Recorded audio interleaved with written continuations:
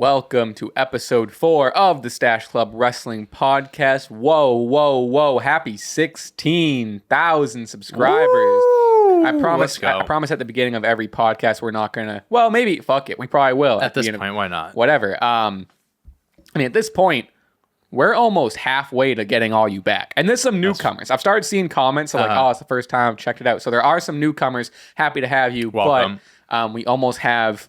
I mean, we're getting close to getting all 37 of you back and then more.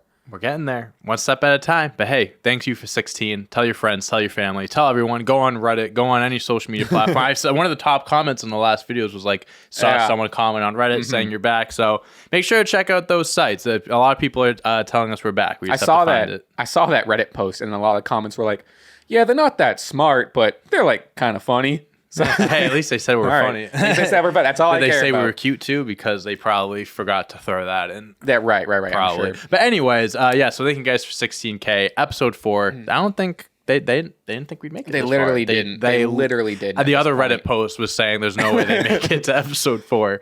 We have a big week in wrestling. Thankfully, no pay-per-views or whatever, so we feel a little bit calmer. It's just a regular week of TV. Before we get started, Dante, how are you? John, I'm doing good today. It's Thursday morning. Weekend's almost here. Just, enjoying a nice Thursday afternoon. It's not too cold, not too warm. Weather's nice. We don't really have jobs where the weekend is the weekend anymore. No, I mean, like, I know what you're saying, because, Saturday's right around the corner. No, I get that. It's a little different for us. But, my friends are free on the weekend. So, exactly. Yeah, the weekend's almost here. But, well, we have a lot to go over. Instead of going chronologically, because I think that's boring, we're going to start off with, I think, the hottest topic, the one I'm most excited about. Maybe it's recency bias. Ricky motherfucking Starks. Superstar. Brother. Superstar. Oh my God. Fill everyone in. Last night, AEW Dynamite. Ricky Starks won the Dynamite Diamond Battle Royal. Didn't even need to win it. He already had the match, but he said, you know what? I'm coming for everything MJF has. I'm going to take his $150,000 ring as well. He delivers on that promise. There's a couple other storytelling parts in the Royal Rumble and the Battle Royal, but who gives a shit? Because MJF and Ricky Starks might have had the war of the year in terms of a promo battle. Bro, so it's hard to ever one-up MJF in a promo battle because he is probably right now the best wrestler on the mic. Ricky Starks he fucking laid it down last night. He won up to MJF. MJF, his early digs comparing him to like The Rock and stuff, and he was like whipped candy ass or something like that, and then calling him the Pebble and stuff. Like I thought you're a dollar store Dwayne. Dollar store Dwayne, the Pebble. Like that was you took everything else from The Rock. Blah blah blah. That was a good jab, nice clean jab, and then Ricky Starks comes in and just like starts shitting on his shoes, his scarf, his spray tan, his nose, his this, his that, and it was. I think me and you have seen it in Ricky Starks. Like we've seen like what he can be. Like we see the potential. He's never had that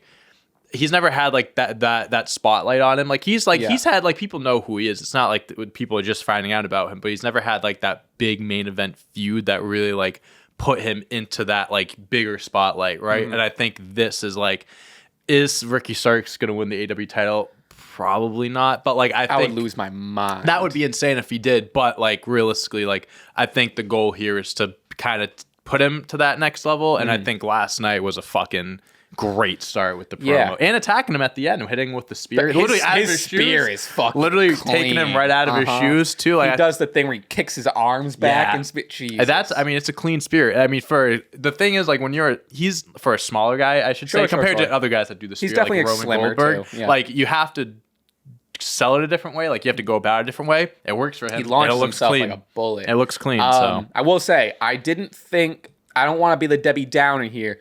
I thought it was amazing. I thought the promo was amazing. I don't think it was perfect. Okay. I think there was I didn't love Maxi Pad. I thought that was a little that was like that was a little WWE. I get it was like a back and forth. I think the beginning of the promo was like, oh, you're a Maxi Pad or whatever. And it's like everyone started chanting Maxi. But once it started getting real, once it started really digging in and shit, I was like, okay, I'm back on. I wish he slowed down a little. This is just me nitpicking for the sake. Like you mean like the way he was like talking super fast and stuff. Which I think it works. It added to the intensity. Sure. But I mean, if that's the one criticism, like I said, I'm just trying to find a criticism for the sake of conversation. But But that would be my one criticism is I wish he maybe slowed down a little bit and even took a little bit more, he gets compared to it, but he took a little bit more of the Rock approach. Sure. Let the insults linger a little bit instead of just like, bah, bah, bah, bah, bah, bah, bah. But if that's like I said, that's my only case of any sort of criticism on it. But like, oh my God, I thought it was great. Yeah, no, I was a huge fan of the segment. Again, I think it's good. This is going to be a great catapult for Ricky Starks to get to that next tier. Now, interesting. When they face each other, whatever it is, and Winter is coming in 2 weeks. I think something like that might be what it is. Yeah. Ricky Starks, apparently his adopted hometown of Austin, Texas. That's where the title match is happening. The title match. So are they defending the ring and the title at the same time, or are they two separate matches? I think he just like has the ring now because he like. Well, they do this every year, and I think it's a battle royal, and I think there's like a match for the ring. Is there? I thought the battle royal. There was. My impression was like the battle royal was for the ring, so now Ricky Starks has the ring. So Ricky Starks has the ring now. I guess. Okay. That's a good, honestly good question. The whole thing is confusing. Yeah, I'm just gonna. We can keep going, but I'm just gonna do a little just. But I was reading like an article and it was like, "Ooh, well, Ricky Starks is in hometown." That's just more heel ammo for MJF. I was gonna say that's more ammo for MJF than anything. But I am excited they're giving Ricky Starks a chance.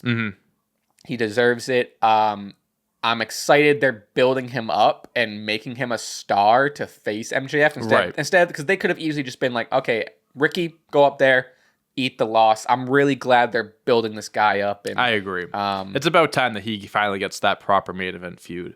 Okay, so this is what I'm reading. So him and Ethan Page were the last two participants in the match. Then Ricky Starks was the last person. MJF came out and cut a promo on Starks, promising to become a 4-time holder of the Diamond Ring. Oh. So, but then they say they're fighting for the AW Championship at the Winter is Coming TV special next Wednesday. But they didn't mention when they're fighting for the ring. So I would imagine, that's why I'm confused. I imagine the ring takes back seat to the That's why I'm thinking. That's why I'm thinking like, I don't know if it would just be a for everything type of... I don't know. Strange. I don't know. But that's what's happening there. Either way, I'm happy that they're going to have the match. But we could sit here and talk about Ricky. Oh, you know what's maybe I'm just naive. I feel like we're one of the only ones to compare him to The Rock early. Yeah, I mean, I don't think many people kind of. I was kind of surprised. Not surprised. He does have obvious Rock. He has that.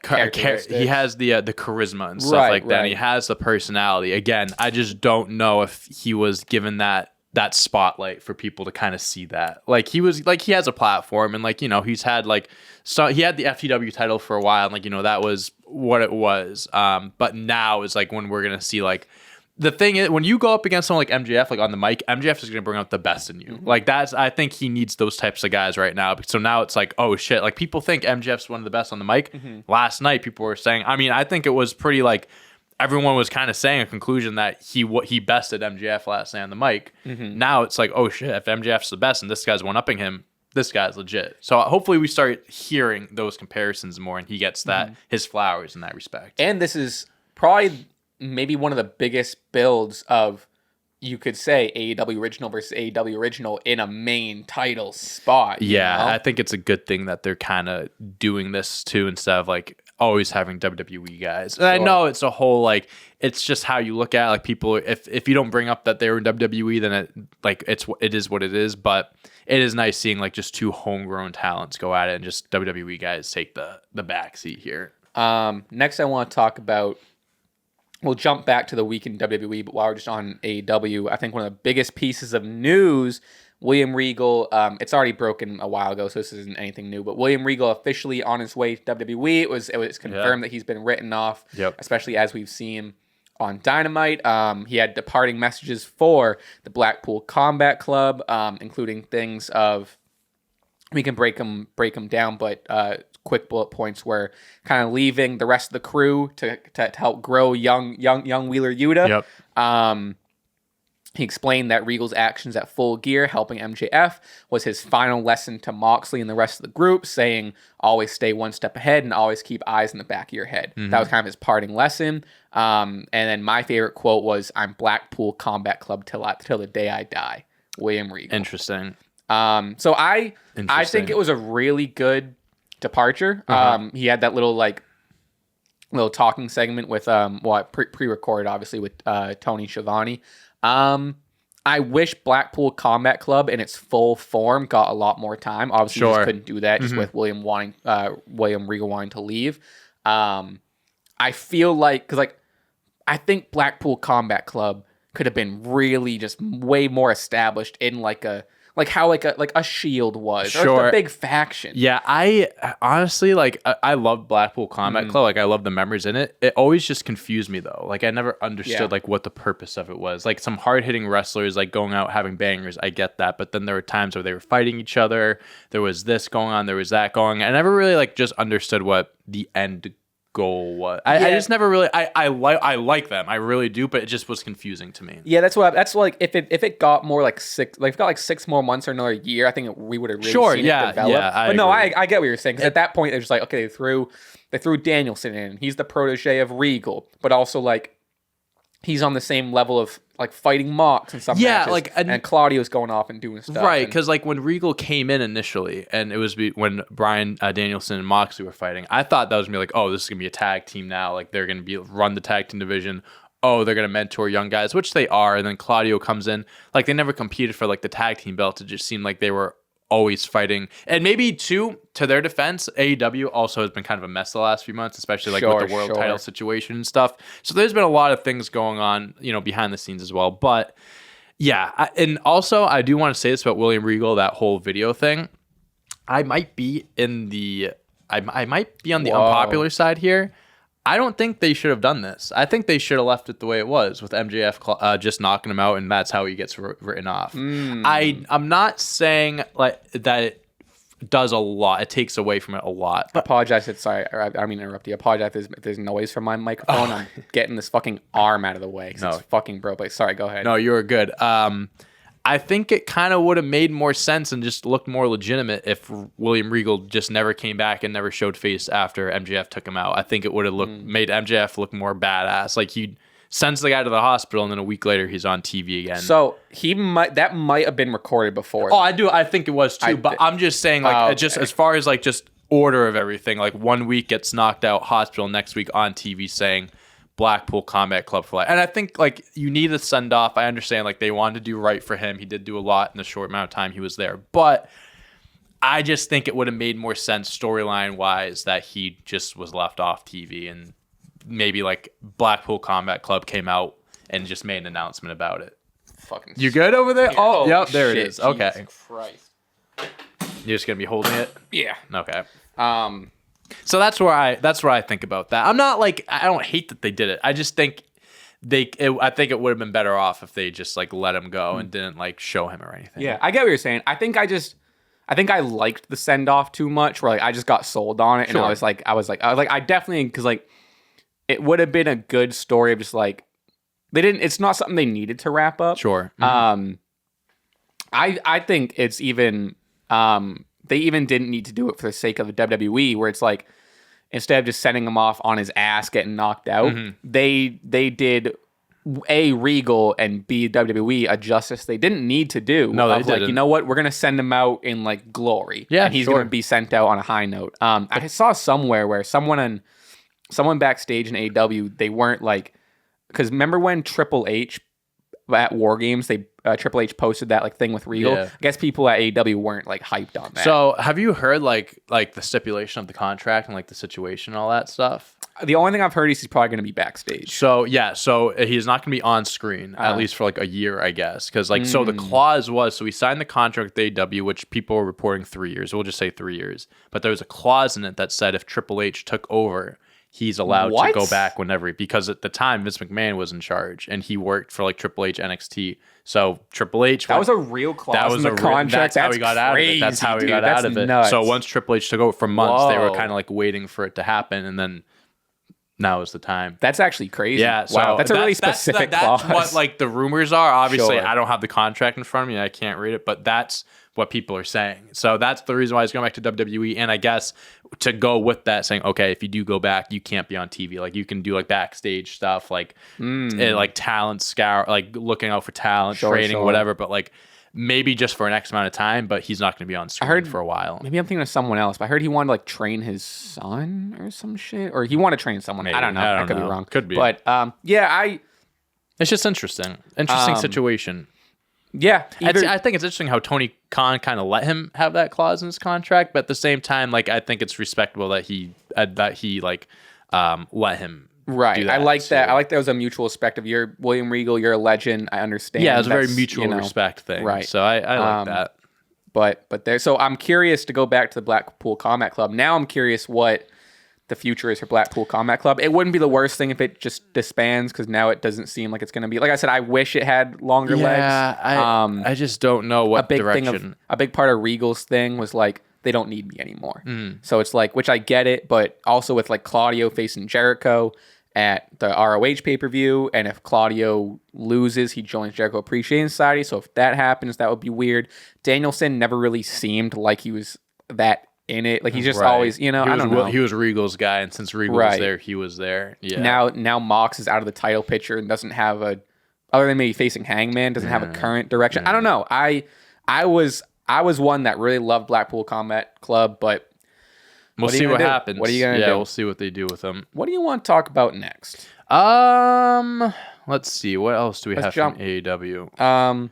I mean, we kind of touched on the Claudio and Jericho thing. We can touch on the Acclaim versus FTR. Yeah, I didn't get to see the match itself, but I think that FTR getting a match on AEW, AEW championship match was long overdue. Yeah. I don't know, because they have the other 3 belts. They have the Ring of Honor, they have the AAA, and they have There was a shot where they just like had all the belts just like piled up in the corner. It's like, I don't know what the end goal is there. Like they've had those belts for a long time, and I feel like either AEW's kind of not been doing much for FTR. FTR just, I feel like, just hasn't really been around. Like those belts, I feel like just are non-factors that they hold. I thought the whole end goal was for them to hold all 4 and stuff. Well, I mean, like I don't think they have too much. I don't think they have too much to say on the other 2 belts. I get like the ROH, I think that's AEW's fault because they haven't really done a good job like making those belts seem important. The AAA, whatever, New Japan. I mean, at the time when they won it, it seemed like they were making a big deal out of it. I'm just like, I don't know what they're doing with FTR. Like, are they going to drop those belts eventually? Are they going to get the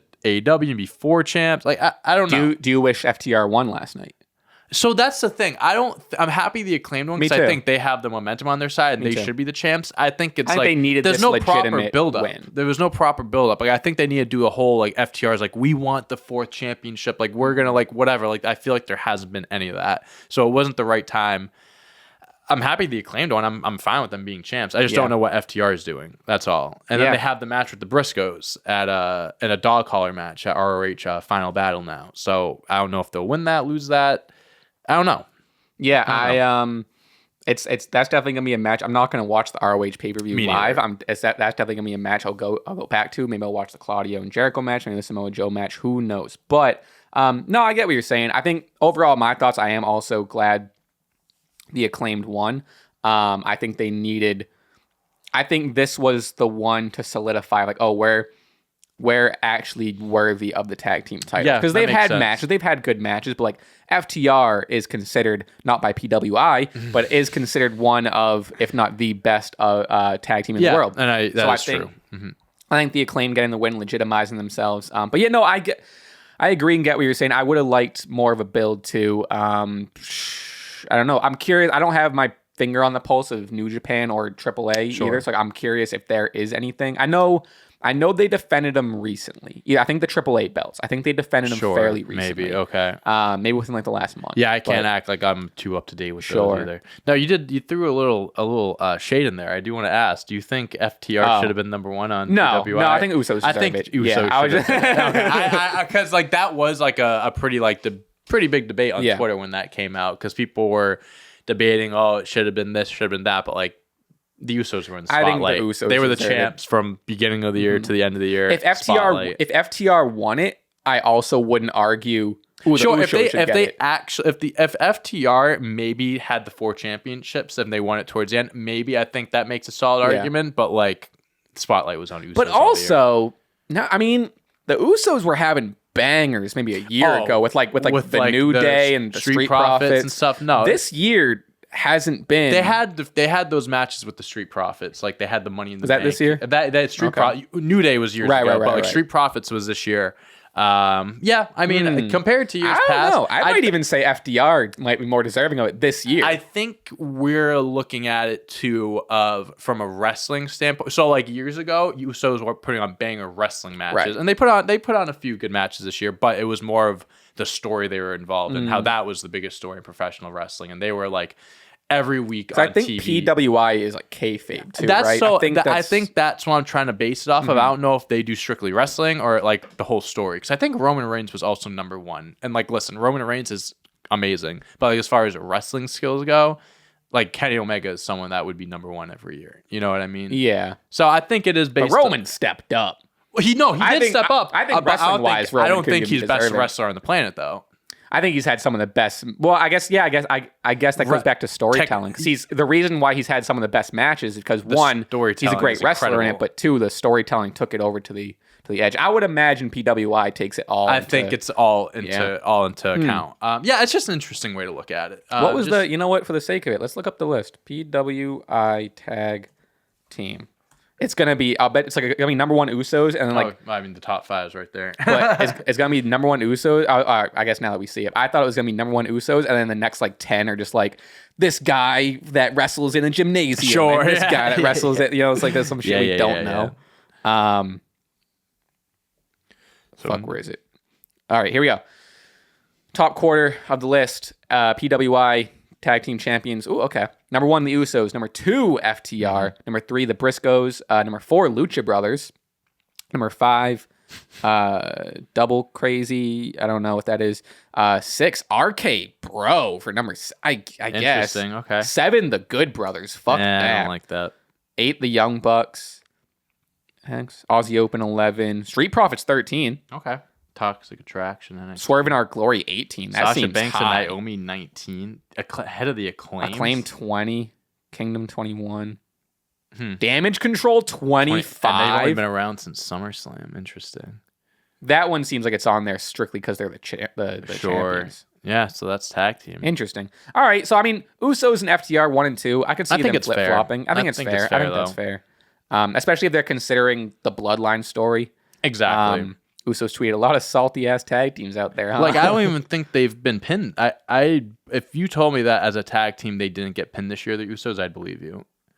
Yeah, I honestly have no idea. I would imagine they're running with the same sort of storyline as Roman. Yeah, for sure. I mean, they just marked. I think they just surpassed like 500 days as champs or something like that. Like have they officially beaten the New Day at this point? Yes, yeah, they have. Yeah, that sucks.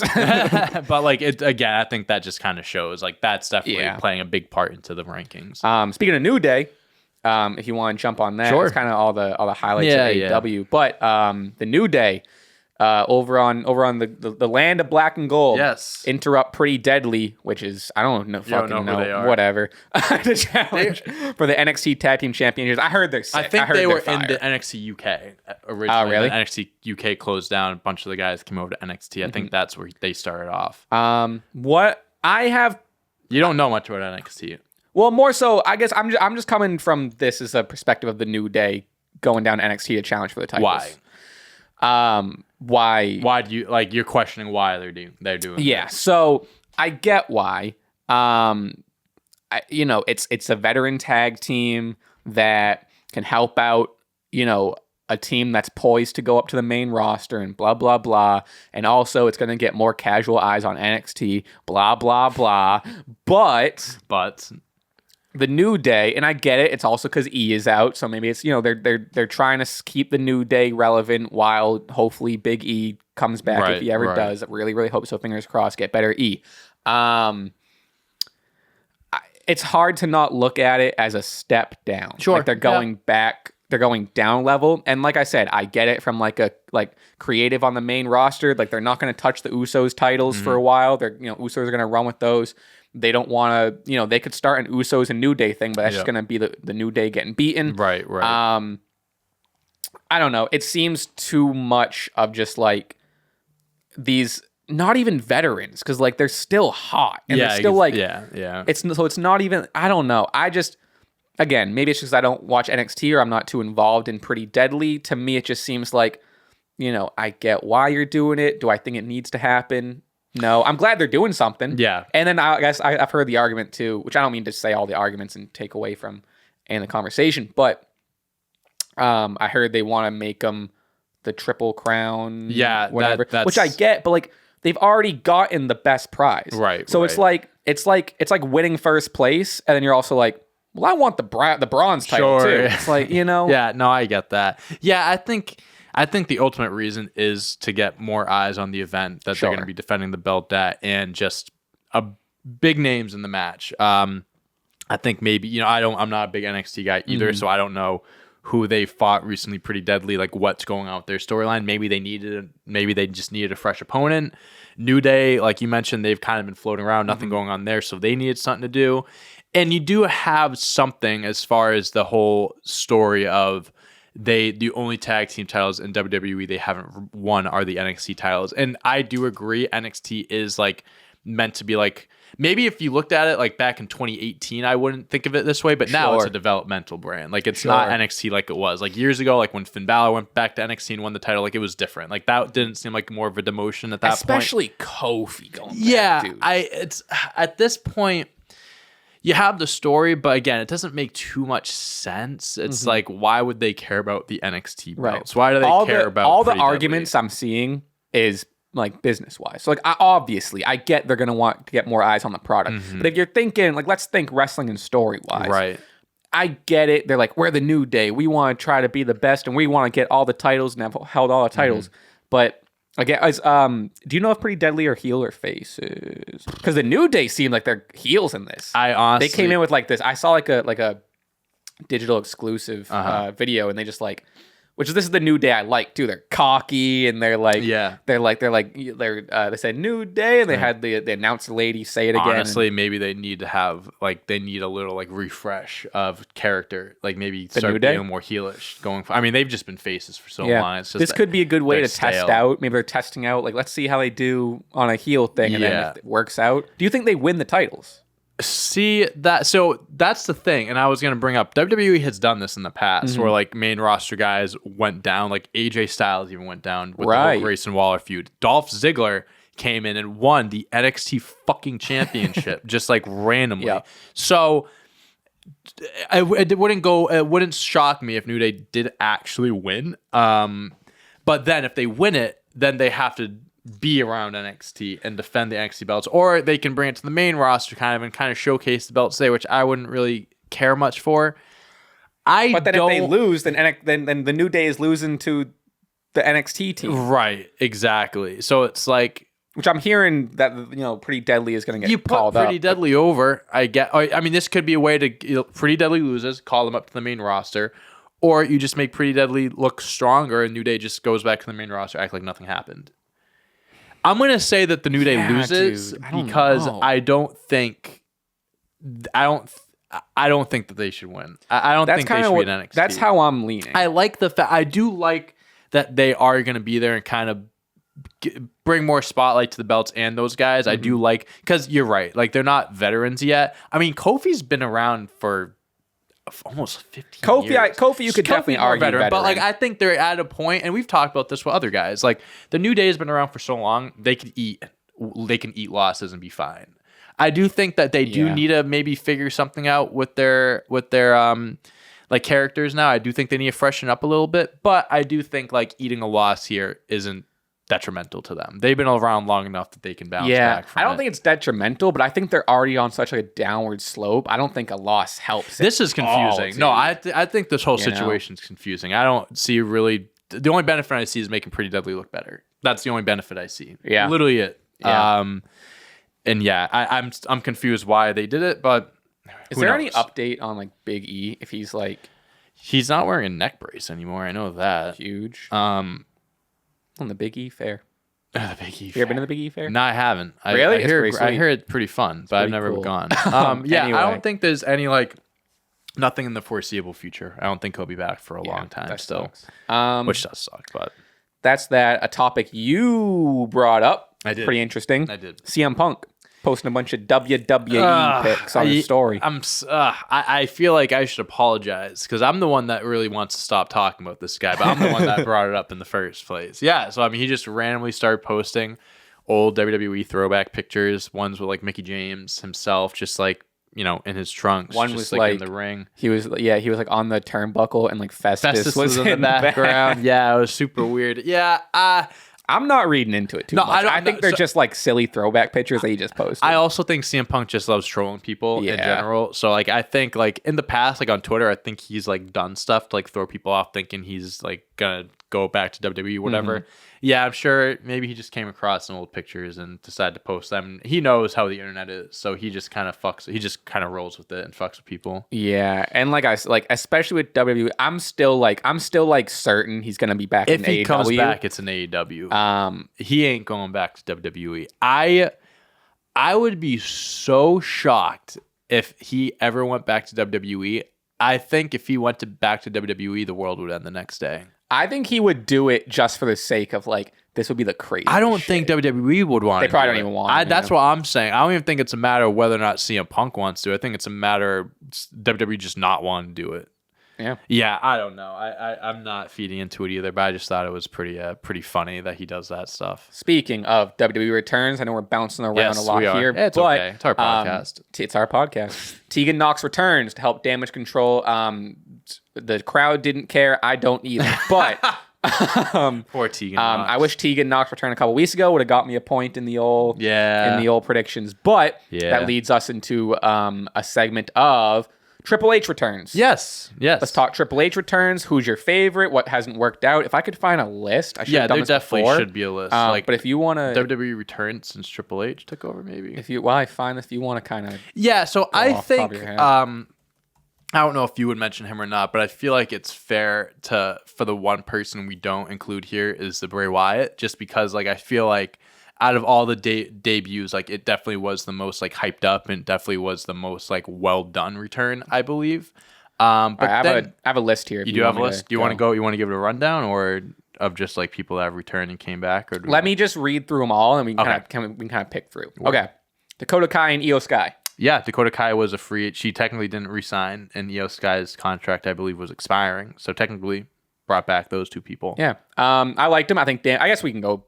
Let's go one by one. We'll talk about a little bit, and we'll kind of round out. Like this is my favorite. This didn't work out. Okay. I like this return. Dakota Kai and Io Sky are like the two of the last like NXT people that I had my pulse on. At this point, I don't know a damn person. I've been like Braun Breaker, obviously, right, and some like bigger names, and the New Day now. But Dakota Kai and Io Sky were two of like the last ones I really had my pulse on. Loved them. I like the return. I wish they were a little more dominant and showcased more as tag champions. But ultimately, I like the two. Big Dakota fan. I like the way she dresses. Yeah, I'm a huge fan of both of them as well. Damage Control.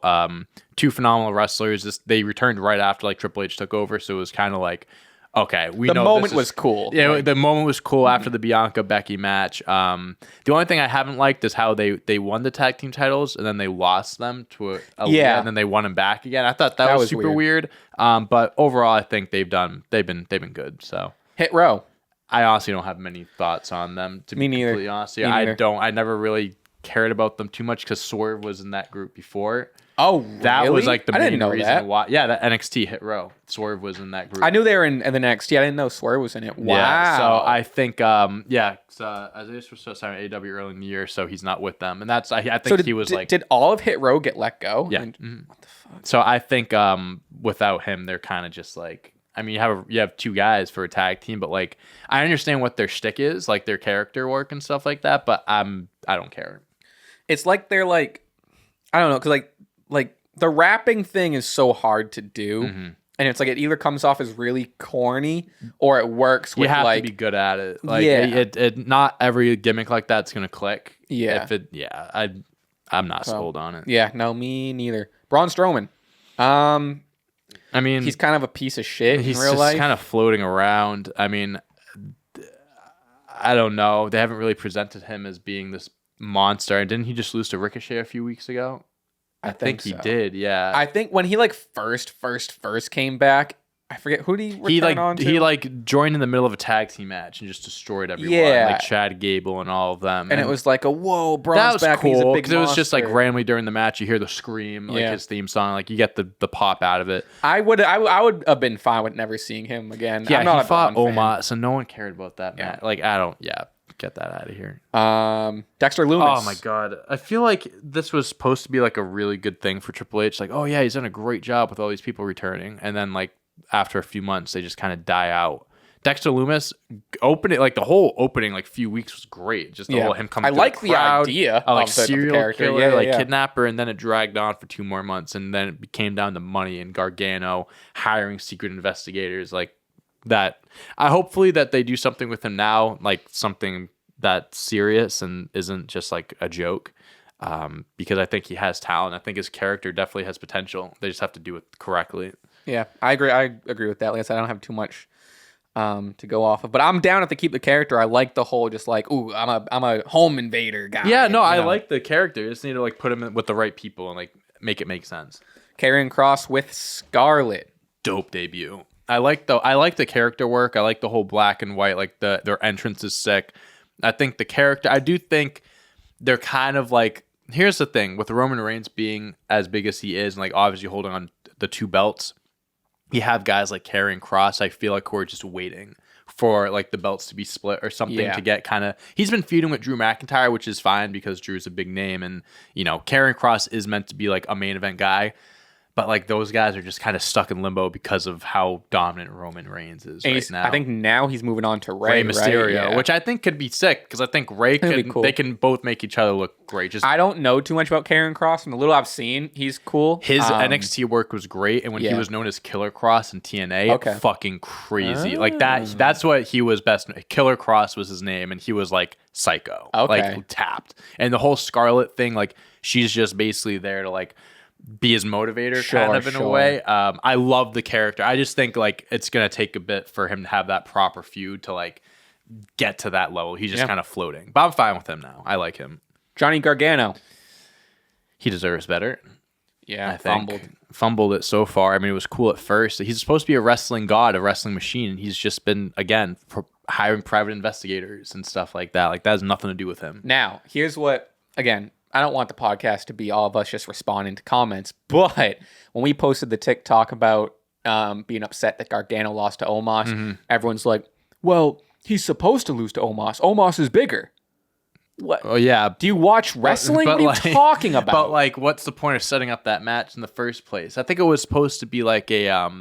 Like he was supposed to fight someone, and then Miz was like, "Oh, here's my replacement," or whatever. Yeah. But it's like, again, Gargano has no reason being involved in that storyline in the first place, and all that does is make Gargano look bad. It's not like he had a follow-up match with him and then won. Right. The week after, it was a battle of he like super kicked the Miz after he lost to Lumis. Like you can't just do that. And then Omos, like even just the fact of just like, well, you should lose. Omos sucks. Omos is a bad wrestler. He's not good. And like the whole, I mean, we've seen it since the Rey Mysterio versus Great Khali matches, and even before then. Like height, it's wrestling. It doesn't always work. Height isn't a factor. It doesn't work. But height shouldn't be a factor of Omos is bigger and stronger. It's like, well, Johnny Gargano is the wrestling machine, so he should be able to beat anybody. And I mean, I know that this is what they're doing to Gargano now with Triple H in charge. And I'm happy Triple H is in charge because I was having like fears that Vince McMahon was going to make Omos a world champ like he did to Great Khali. Yeah. Like just because you're tall doesn't mean you're good. Doesn't make you credible. Like Omos is literally this generation's Great Khali. Like Great Khali, like we remember him because as kids he was this big fucking freak and stuff like that. If you actually watch his matches, not good. Yeah, not good. Apparently, I saw like old clips of him in like New Japan, and he was kind of nice. Sure, and then he comes to WWE, and they're like, "Hey, just be that tall guy." He also didn't have any knees at that point. So. Oh, that's what he did every fucking match. But yeah, that's how I feel about Gargano. Here's my hot take on Gargano. Not really a big Gargano fan. They're not giving you a reason to. They're not giving me a reason. They're not giving me a reason to. Even like NXT. I liked him in NXT because like, he would put on great matches, and I can respect a great match. Like that's kind of my thing with Bryan Danielson. I'm not the biggest Bryan Danielson fan, but he has some of the best matches I've ever seen. Yeah, which. Yeah, I mean his matches with Andrade and Adam Cole and NXT are some of the best matches WWE's ever had, rating wise. So, and I'm like, I think Johnny probably has the most 5 stars in NXT. I think, or in period. technically, WWE. I think Walter does, or Gunther, okay. because like NXT, if you count NXT UK Sure. and stuff, I think all of them collectively have like almost 10 5-star matches, which is wild. But yeah, we're not seeing that. We're not seeing that Johnny Gargano now. I would love to be sold on Johnny wrestling.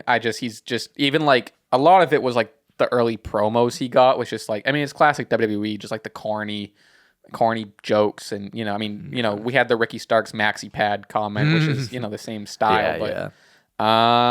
That's it. Well, there's definitely more. There's definitely more. Let's see. Well, we had the Bray Wyatt one. We had. Oh yeah, Bray Wyatt wasn't even. That was. Oh, here we. Okay, we have. All right, from Bray Wyatt. Okay. This is a few months old. So Hit Row, Candice LeRae, Johnny Gargano's wife. She's a good wrestler. I think she just kind of adds to the women's division. I don't think she'll be, the biggest name, but she's there. Not a return, but a return of character, and like it's something we haven't even talked about, like the women's title picture on Raw. But Nikki Cross is Nikki Cross again. Like that. She's like Nikki ASH sucks. She's been like transitioning into it, but I think the triple threat this past Monday, we saw her, throw the jacket down and go crazy again. Like that felt like the moment of like, okay, the Nikki Cross, what was Nikki called? ASH? No, but what was her group called? Sanity. Sanity. The Sanity Nikki Cross. Oh, is also back. rumor. Not confirmed, but Eric Young is coming back. Yeah, to WWE that's what I heard. Too, so that's something. We'll see how that goes. Dexter Loomis, Braun Strowman, Gargano. Did we? Maybe we did. Luke Gallows and Anderson.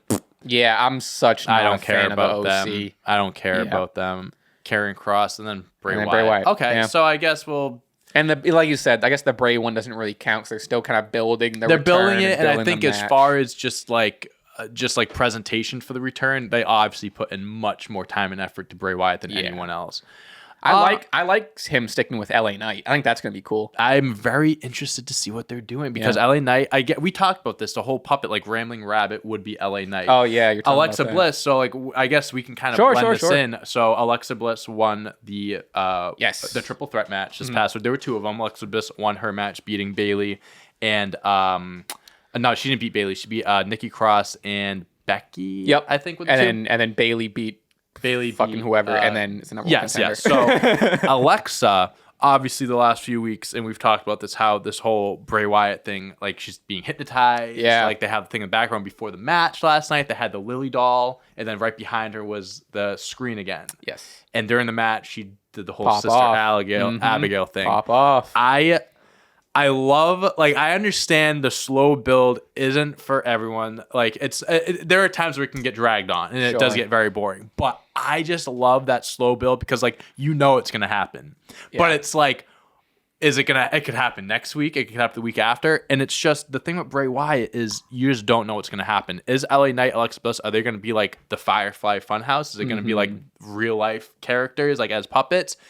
Is it going to be like his person? Like, I don't know. I think the first one we'll see go with him is Alexa. Here's what I'll say, too. Please. If you remember back to when like they first did the Alexa Sister Abigail, do you think that was good? Because I don't remember that being good. I think if they gave it more time, I think... I'm not saying now. I'm saying then. Yes, I agree. Good. I do... No, I think that there were definitely some gaps in the story, but I also fault Vince McMahon. Because him and Bray Wyatt, I mean, there is so many fault. Like, you bring back the Fiend, supposed to be unstoppable, and then you have just like hiccups. Like, first of all, the whole Hell in a Cell thing with Seth Rollins, the whole match isn't supposed to end. He gets covered in chairs. Ref ends the match. What the fuck? Loses to Goldberg. Loses to Randy Orton at WrestleMania because Alexa Bliss turned on him.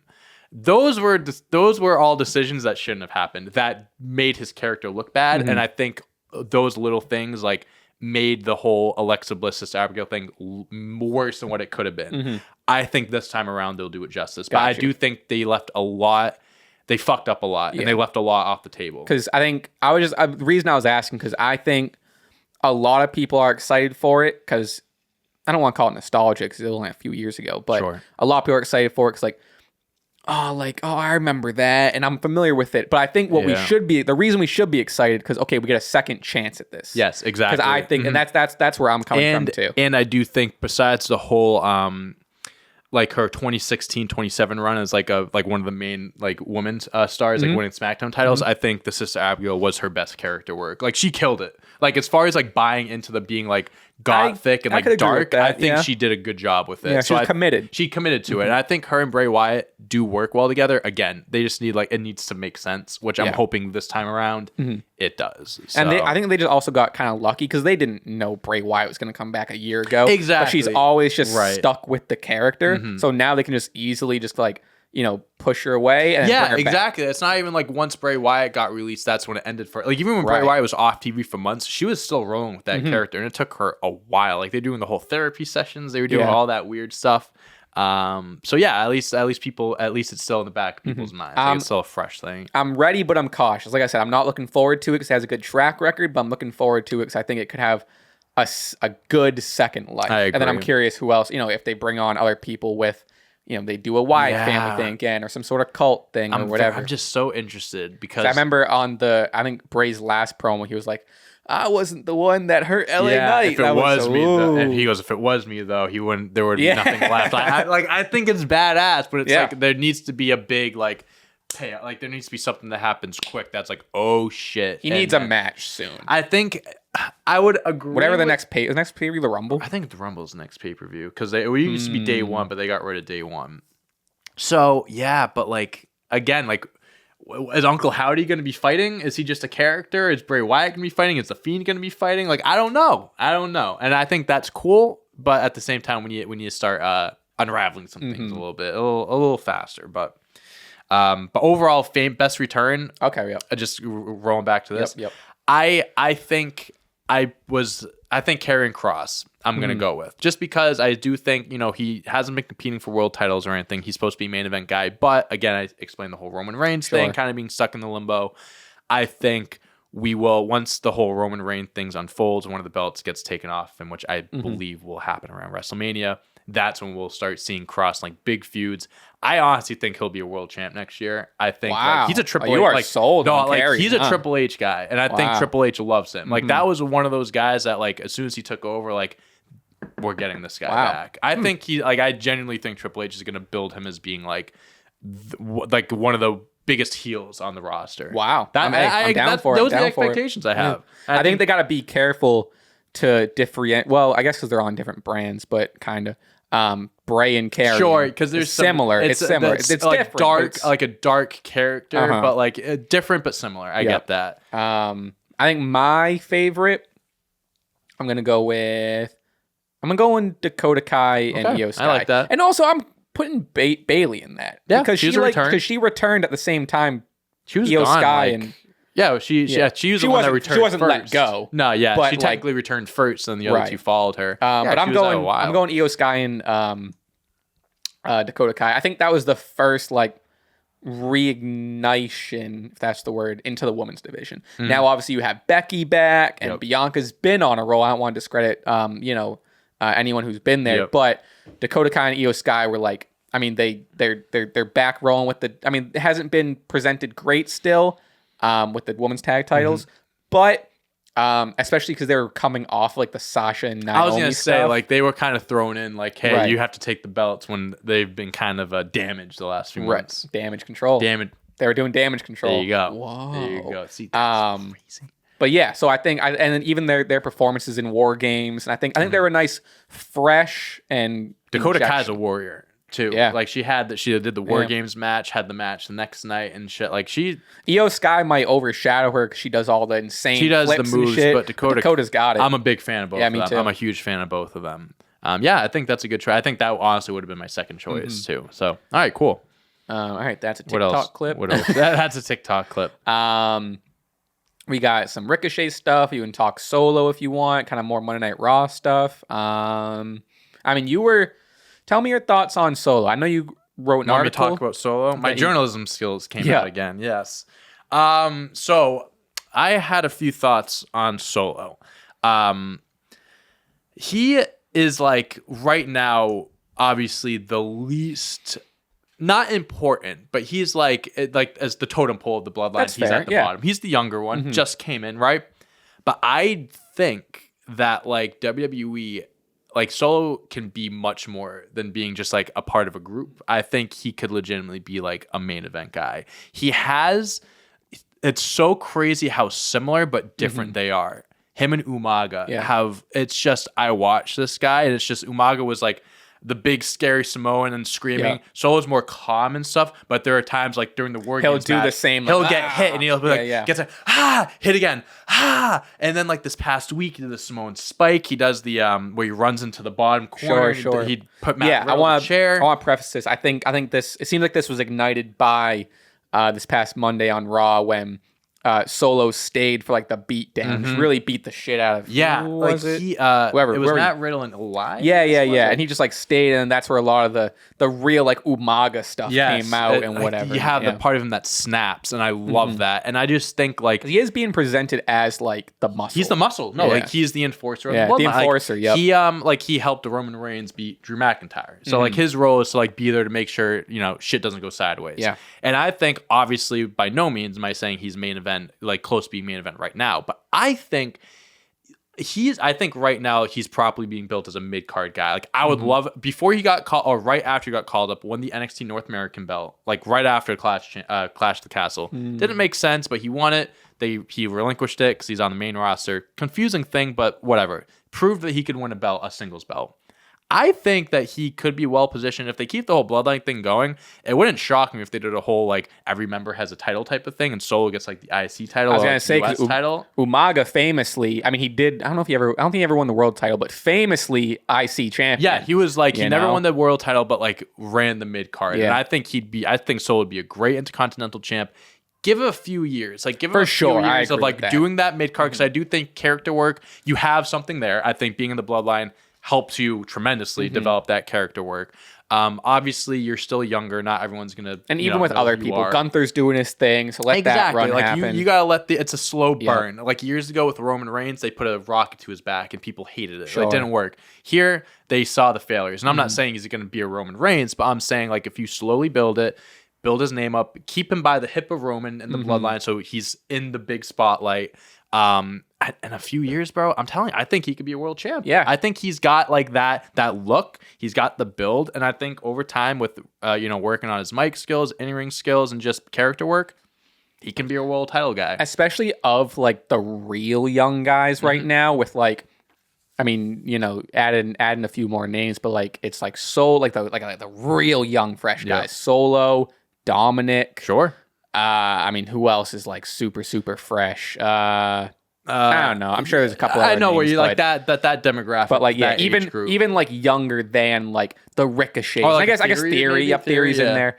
But like just looking at that crop, and this, I'm not trying to use this as an opportunity just to shit on Dominic, but like Solo seems like he has something special of like not even the next generation, but the generation after that, or maybe the next generation, whatever you want to call it. And like it's tough because I think at first, because I remember when he first came to NXT, it was just like, oh, this is just the Usos' cousin. Like, oh, he's kind of here because everyone else is here. Because he held the North American title, right? It was only for like a week. Yeah. But like, it was like when he got brought up, everyone's like, oh, he's just whatever because he's with them. But like he's proven himself. He belongs. I could argue too early of a call up, but it works for the story. Yeah, I think it made sense for the story. It was out of left field, which I mean. Cool. Yeah. I mean, it was a shocker seeing him show up. But I think just with the slow build, I think they're doing a good job already. But I love the potential in him. I really speaking do. of Umaga, and I saw that Umaga's son is starting at Booker T's wrestling school. What's his kid's name? Good question. So I'm sure this is going to get confusing and not even worth asking. But what is Solo's? Dude, because Solo seems like he'd be like his son. You know what you should look up like the Samoan family tree for all them, bro. If you see like the branches, it is so confusing. I don't even understand it. Like I think it's like it's his uncle, but I don't know if it's like his great uncle or like his actual uncle. Like him and Roman Reigns. So Solo. All right. So Umaga is the uncle of Solo, I think. Or it could be uncle. He's an uncle to him. But it's also like the same way. But like again, The Rock isn't like technically related. So like The Rock and Roman are cousins, but they're not like first cousins. Solo and the Roman are cousins. Solo said before like he came at Clash of Champions, he hadn't seen Roman in like 20 years.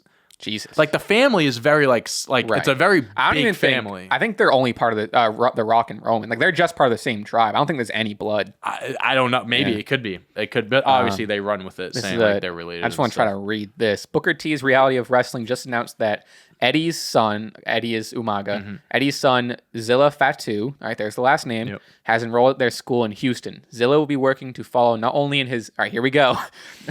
Zilla will be working not only to follow in his late father's footsteps, but those of his cousins, Sikoa, Jimmy and Jay Uso, Ava Rain. Oh, yeah, I forgot she's in NXT now. Yeah. And MLW's Jacob Fatu. And cousins once removed / uncles Roman Reigns and Dwayne Johnson. Who was removed? What does that mean? What Did they get removed from the family? They get kicked out of the family? Wait, cousins once removed. Oh, wait, I think once removed is like, that doesn't mean like actually removed. It's like, they're still related. Sure. It doesn't mean. I don't think they can change the fact that they're related. Okay. Jesus Christ. So but yeah, you should look up the family tree sometime, bro. It is confusing as I don't even like know like the Samoa fat toe family tree. I don't even know. It's crazy shit though. There's so many of them. I mean, what else we got? We have a little bit more time. We can touch on Ricochet versus Santos. He's gonna be facing Gunther. We kind of already touched on the women's division stuff. Theory in the U.S. title with Ziggler. That's really about it. Flip a coin. I mean, who do we think? Guy. All right, so what do we Theory? Yeah, I mean, Dolph Ziggler is cool. I mean, like Ali, I don't really care. I don't know if I care that much about him. They're not giving you a reason to. I feel like the spark for him has been dead and gone for a while. Dolph Ziggler is he's a good guy to help put on a good match. Always love Dolph. Who am I kidding? I love Dolph Ziggler. I will never say, they're using Dolph Ziggler again? Every week. I love Dolph Ziggler. He's great. So anytime Dolph Ziggler's on the screen, I'm happy with him. So him in Theory, if they do that whole thing again, have we seen it before? Yeah, but it's going to be good matches. So whatever. I don't know. Yeah, really the main selling point of that is it's nice that there's a big, because they got Lashley, Ali, Ziggler, and whoever else going for the Seth title. And Lashley are fighting for a number one contender spot. Sure, yeah, Seth's in there too. Yeah. So it's nice that, they're keeping up the U.S. title stuff. I'm, like I said, always happy to see Ziggler. They're making it a big part of the show, and they're hyping I hope this up. means we see a 2022 or 2023 Ziggler and Rollins. It'd be a fun match. It would be just as good as it was in 2018, let me tell you. That's for damn sure. And Ricochet and Santos Escobar. I kind of did my homework on this a little bit. I guess they had a banger of a match when they were going under different pseudonyms in Lucha Underground. Okay. I'm gonna get yelled at for this. I think Ricochet is Prince Puma. You know more than me, bro. You know more than me. Santos Escobar was also someone else. Anyway, had a solid match. That sets up Ricochet versus Gunther for the IC title. And if our TikTok commenters, and it's not our followers, I'm aware, we appreciate all our followers, but it's the people that come in just talking shit. So I'm not talking shit about you. We're all on the same team. We're on the same team. But it's the people that come in thinking they're hot shit. Are these going to be the same people saying well, Omos is bigger than Johnny Gargano, so Omos wins. Gunther is taller than Ricochet, so Gunther should win. Is that going to be the same?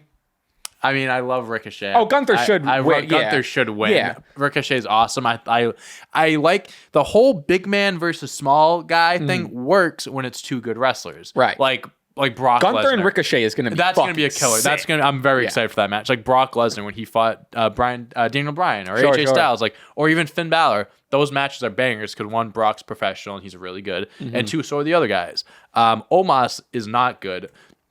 Johnny Gargano is good, but he can only do so much in that situation. But in this case, I'm just seeing if there's any news. That threw me off. Seeing Sasha Banks. I lost my train of thought. What was I saying? What was I talking about? I forgot. What was I saying? Fuck. Go back to the thing. What was I saying? God damn it. Oh, you're talking about Gunther and Ricochet. Yeah. Gunther, I think, is having one of the. I saw Sasha Banks. And I'm thinking, is she coming back? I was just seeing if there's any breaking news just for the shits and giggles. Gunther, I think, has been doing the Intercontinental Championship. So Nothing but good. justice since he's 100%. Had it, and which is exactly what it needed. Ricochet has held the belt before, and I'm not saying he'd be bad champ, but I think you should keep the whole Gunther thing going because eventually, what I do think will and should happen, WrestleMania, Gunther versus Sheamus. Oh, and Sheamus is the one that dethrones him because that's the one belt he has never won. Oh, so I thought you're looking farther ahead. I was gonna say I would love to see Gunther versus Roman. Oh yeah. That's like more like main event. I'm talking about him losing the IC belt. I think Sheamus beating him for the IC belt would be because they've had that rivalry, and I think again Sheamus, the one belt he's never won is the IC title. He's kind of been talking about it for years. And they've been having their chemistry is they put out bangers too for two big boys. They really put on some bangers. So I'd love to see that. But yeah, I think Gunther should win. I think it'll be a great match regardless. Just another good feud for Gunther. So I think we're about to head out of here. I just hopped on Twitter to see if there's anything. Yeah, you clicked on Sasha Banks, and I was just like, "What?" I saw NJPW, and I'm like, PW Insider is reporting that Sasha Banks will be at New Japan Pro Wrestling Wrestle Kingdom, but then it also says we've not confirmed this. Yeah, so why? Is she gonna wrestle? I don't know. Sasha Banks is expected to be at New Japan Pro Wrestling's Wrestle Kingdom 17 event next month. What?